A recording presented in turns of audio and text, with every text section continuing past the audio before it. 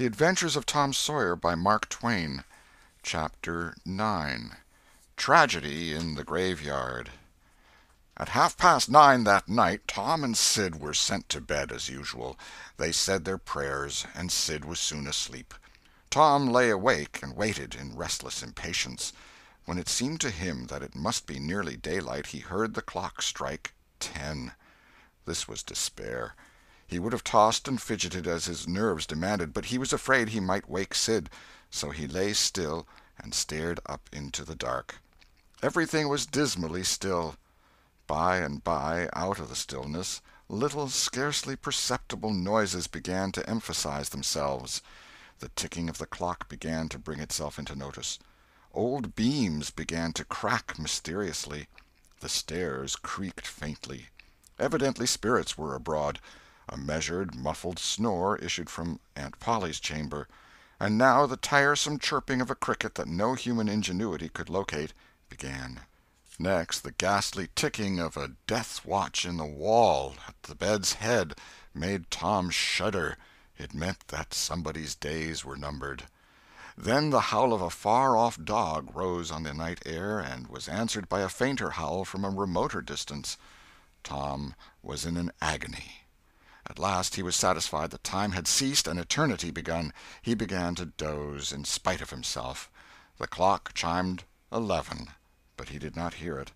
And then there came, mingling with his half-formed dreams, a most melancholy caterwauling. The raising of a neighboring window disturbed him.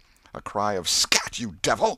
and the crash of an empty bottle against the back of his aunt's woodshed brought him wide awake, and a single minute later he was dressed and out of the window and creeping along the roof of the L on all fours.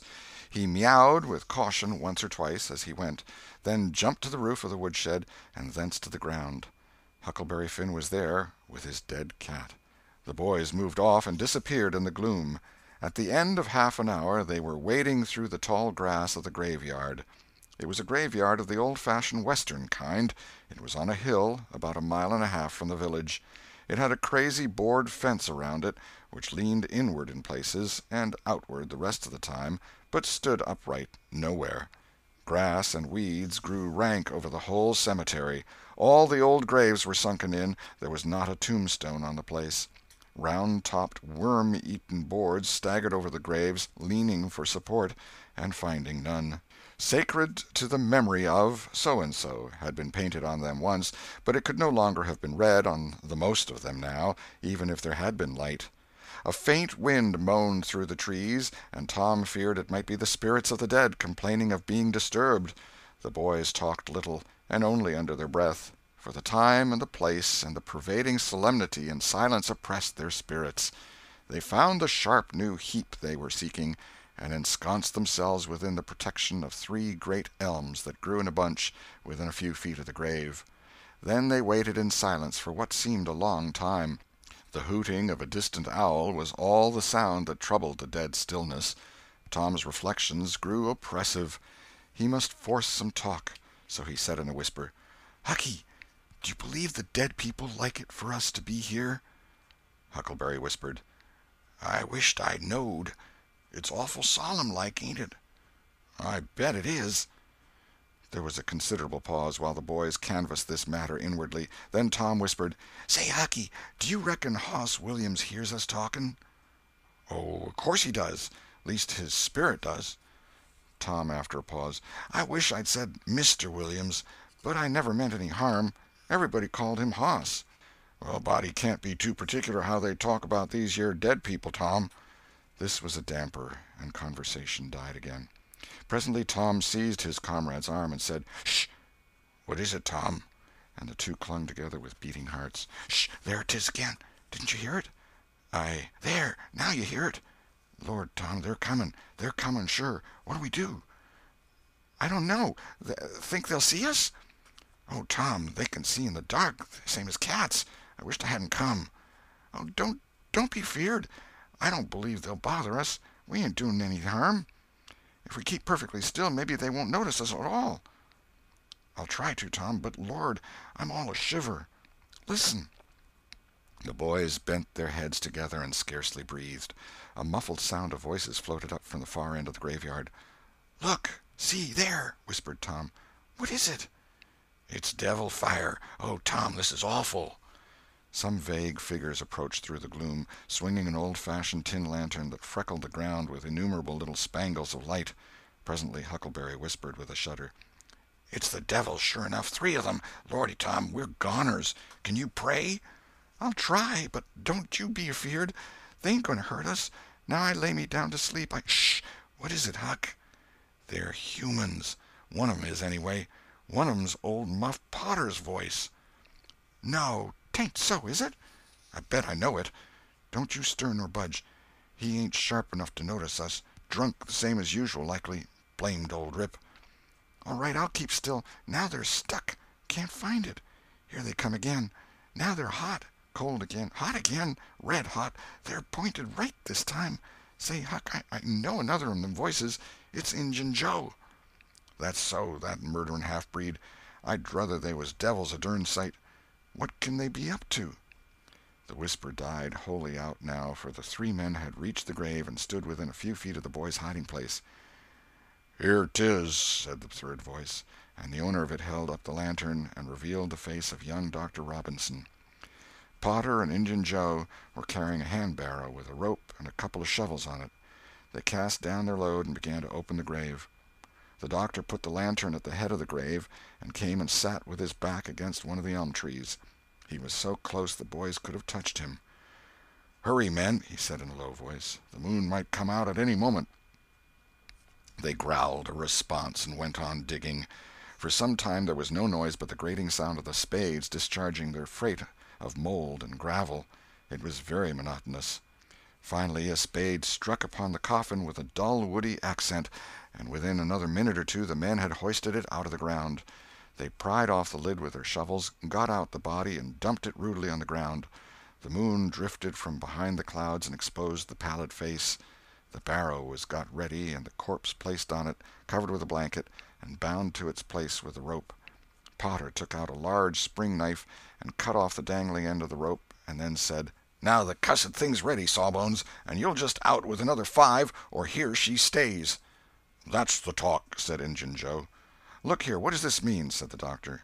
"You required your pay in advance, and I've paid you." "Yes, and you've done more than that," said Injun Joe, approaching the doctor, who was now standing. 5 years ago you drove me away from your father's kitchen one night when I come to ask for something to eat, and you said I warn't there for any good, and when I swore I'd get even with you if it took 100 years, your father had me jailed for a vagrant. Did you think I'd forget? The Injun blood ain't in me for nothing. And now I've got you, and you got to settle, you know." He was threatening the doctor, with his fist in his face by this time. The doctor struck out suddenly and stretched the ruffian on the ground. Potter dropped his knife and exclaimed, "Here, now, don't you hit my pard!" And the next moment he was grappled with the doctor, and the two were struggling with might and main, trampling the grass and tearing the ground with their heels. Injun Joe sprang to his feet, his eyes flaming with passion, snatched up Potter's knife, and went creeping, cat-like and snooping, round and round about the combatants, seeking an opportunity.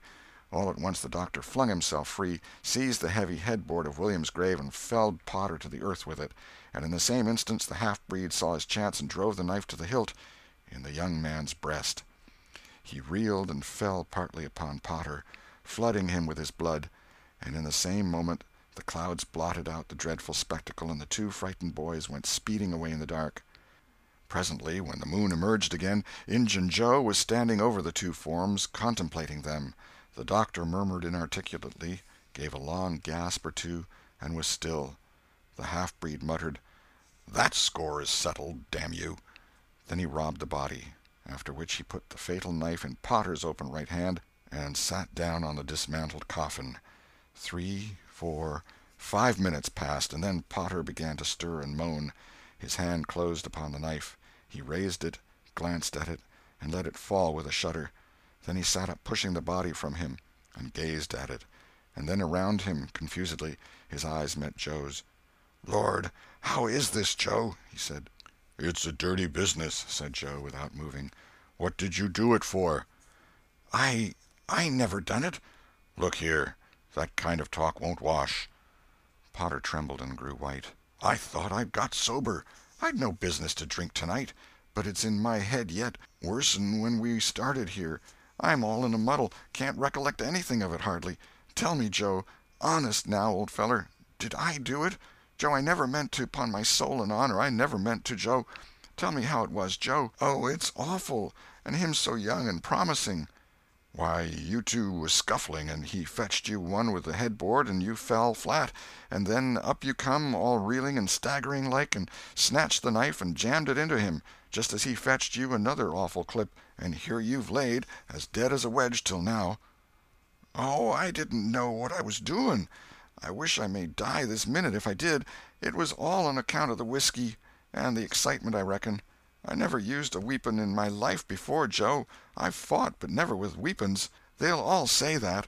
Joe, don't tell. Say you won't tell, Joe. That's a good feller. I always liked you, Joe, and stood up for you, too. Don't you remember? You won't tell, will you, Joe?" And the poor creature dropped on his knees before the stolid murderer and clasped his appealing hands. "No, you've always been fair and square with me, Muff Potter, and I won't go back on you. There, now, that's as fair as a man can say." "Oh, Joe, you're an angel. I'll bless you for this the longest day I live." And Potter began to cry. "Come, now, that's enough of that. This ain't any time for blubbering. You be off yonder way, and I'll go this. Move now, and don't leave any tracks behind you." Potter started on a trot that quickly increased to a run. The half-breed stood looking after him. He muttered, "If he's as much stunned with the lick and fuddled with the rum as he had the look of being, he won't think of the knife till he's gone so far he'll be afraid to come back after it to such a place by himself, chicken heart." 2 or 3 minutes later, the murdered man, the blanketed corpse, the lidless coffin, and the open grave were under no inspection but the moon's. The stillness was complete again, too. End of Chapter 9. Chapter 10. Dire Prophecy of the Howling Dog. The two boys flew on and on toward the village, speechless with horror. They glanced backwards over their shoulders from time to time, apprehensively, as if they feared they might be followed.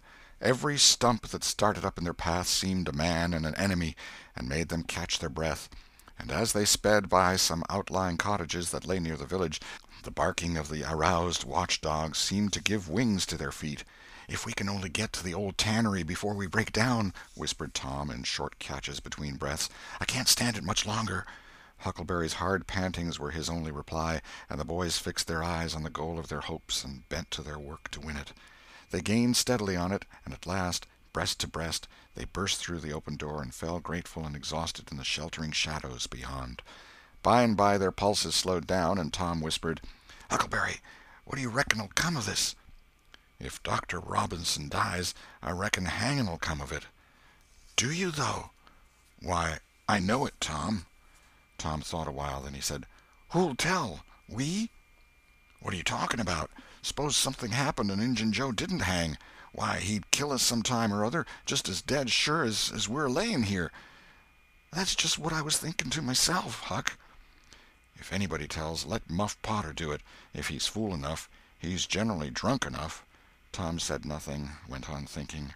Presently he whispered, "Huck, Muff Potter don't know it. How can he tell?" "What's the reason he don't know it?" "Because he'd just got that whack when Injun Joe done it. Do you reckon he could see anything? Do you reckon he knowed anything?" "By hokey, that's so, Tom." "And besides, look here, maybe that whack done for him." "No, 'tain't likely, Tom. He had liquor in him, I could see that, and besides he always has. Well, when pap's full, you might take and belt him over the head with a church and you couldn't faze him. He says so his own self. So it's the same with Muff Potter, of course. But if a man was dead sober, I reckon maybe that whack might fetch him. I don't know." After another reflective silence, Tom said, "Hucky, you sure you can keep mum?" "Tom, we got to keep mum. You know that. That Injun devil wouldn't make any more of drowning us than a couple of cats, if we was to squeak about this and they didn't hang him. Now, looky here, Tom, let's take and swear to one another. That's what we got to do. Swear to keep mum." "I'm agreed. It's the best thing. Would you just hold hands and swear that we—" "Oh, no, that wouldn't do for this. That's good enough for little rubbishy common things, especially with gals, 'cause they go back on you anyway, and blab if they get in a huff. But there oughter be writing about a big thing like this, and blood." Tom's whole being applauded this idea. It was deep and dark and awful. The hour, the circumstances, the surroundings were in keeping with it. He picked up a clean pine shingle that lay in the moonlight, took a little fragment of red keel out of his pocket, got the moon on his work, and painfully scrawled these lines, emphasizing each slow downstroke by clamping his tongue between his teeth and letting up the pressure on the upstrokes. See next page. Huckleberry was filled with admiration of Tom's facility in writing and the sublimity of his language. He at once took a pin from his lapel and was going to prick his flesh, but Tom said, "Hold on, don't do that. A pin's brass. It might have verdigrease on it." "What's verdigrease?" "It's pison. That's what it is. You just swaller some of it once, you'll see." So Tom unwound the thread from one of his needles, and each boy pricked the ball of his thumb and squeezed out a drop of blood. "Huck Finn and Tom Sawyer swears they will keep mum about this, and they wish they may drop down dead in their tracks if they ever tell, and rot." In time, after many squeezes, Tom managed to sign his initials, using the ball of his little finger for a pen. Then he showed Huckleberry how to make an H and an F, and the oath was complete. They buried the shingle close to the wall, with some dismal ceremonies and incantations, and the fetters that bound their tongues were considered to be locked and the key thrown away. A figure crept stealthily through a break in the other end of the ruined building now, but they did not notice it. "Tom," whispered Huckleberry, "does this keep us from ever telling always?" "Of course it does. It don't make any difference what happens. We got to keep mum. We drop down dead. Don't you know that?" "Yes, I reckon that's so." They continued to whisper for some little time. Presently a dog set up a long, lugubrious howl just outside, within 10 feet of them. The boys clasped each other suddenly in an agony of fright. "Which of us does he mean?" gasped Huckleberry. "I don't know. Peep through the crack, quick." "No, you, Tom." I can't do it, Huck." "Please, Tom. There 'tis again." "Oh, Lordy, I'm thankful," whispered Tom. "I know his voice. It's Bull Harbison." Note: if Mr. Harbison had owned a slave named Bull, Tom would have spoken of him as Harbison's Bull, but a son or a dog of that name was Bull Harbison. "Oh, that's good. I tell you, Tom, I was scared to death, and I'd have bet anything it was a stray dog." The dog howled again. The boy's heart sank once more. "Oh, my, that ain't no Bull Harbison," whispered Huckleberry. "Do, Tom." Tom, quaking with fear, yielded and put his eye to the crack. His whisper was hardly audible when he said, "Oh, Huck, it's a stray dog." "Quick, Tom, quick. Who does he mean?" "Huck, he must mean us both. We're right together." "Oh, Tom, I reckon we're goners. I reckon there ain't no mistake 'bout where I'll go to. I been so wicked." "Dag fetch it, this comes of playing hooky and doing everything a feller's told not to do. I might have been good like Sid if I'd tried, but no, I wouldn't, of course. But if ever I get off of this time, I lay I'll just waller in Sunday schools." And Tom began to snuffle a little. "You bad?" And Huckleberry began to snuffle too. "Consound it, Tom Sawyer, you're just old pie, 'longside of what I am. Oh, Lordy, Lordy, Lordy, I wisht I'd only had half your chance." Tom choked off and whispered, "Look, Hucky, look! He's got his back to us." Hucky looked with joy in his heart. "Well, he has, by jingoes! Did he before?" "Yes, he did, but like a fool, I never thought. Oh, this is bully, you know. Now who can he mean?" The howling stopped, and Tom pricked up his ears. "Shh! What's that?" he whispered. "Sounds like hogs grunting. No, it's somebody snoring, Tom." "That is it. Whereabouts is it, Huck?" "I believe it's down at t'other end. Sounds so, anyway. Pap used to sleep there sometimes, 'long with the hogs, but laws bless you, he just lifts things when he snores. Besides, I reckon he ain't ever coming back to this town any more." The spirit of adventure rose in the boys' souls once more. "Hucky, do you dast to go if I lead?" "I don't like too much. Tom, s'pose it's Injun Joe." Tom quailed. But presently the temptation rose up strong again, and the boys agreed to try, with the understanding that they would take to their heels if the snoring stopped. So they went tiptoeing stealthily down, the one behind the other. When they had got to within 5 steps of the snorer, Tom stepped on a stick, and it broke with a sharp snap. The man moaned, writhed a little, and his face came into the moonlight. It was Muff Potter. The boys' hearts had stood still, and their hopes too, when the man moved, but their fears passed away now. They tiptoed out, through the broken weather boarding, and stopped at a little distance to exchange a parting word. That long, lugubrious howl rose on the night air again. They turned and saw the strange dog standing within a few feet of where Potter was lying, and facing Potter, with his nose pointing heavenward. "Oh, Jiminy, it's him!" exclaimed both boys in a breath.